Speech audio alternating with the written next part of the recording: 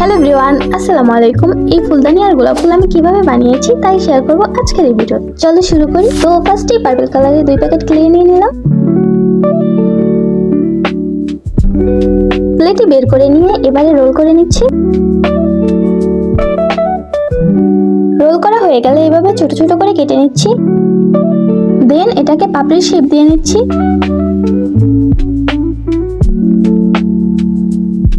তো এবারে একটা একটা করে এভাবে লাগিয়ে দিলাম। দেন এভাবে করে এটাকে চাপ দিয়ে দিলাম।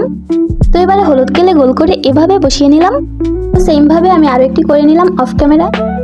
তো এবারে পার্পল কেলে গোল করে এভাবে করে বসিয়ে নিলাম। তো ফুলদানি তো বানানো শেষ, এবারে বানিয়ে নিব গোলাপ ফুল। রেড কেলে গোল করে এভাবে রশির মতো করে লম্বা করে নিচ্ছি। তো এভাবে ছোট ছোট করে কেটে কিছুর মাধ্যমে প্রেস করে নিতে হবে। তো ভিডিও দেখানো প্রসেসে এভাবে একটার সাথে একটা পাপড়ি লাগিয়ে নিতে হবে।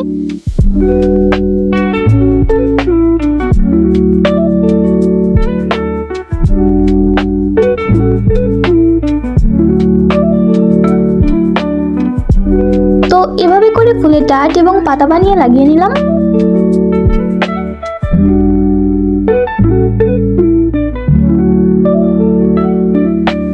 তো আমি অফ ক্যামেরায় আরো একটি ফুল বানিয়ে নিলাম।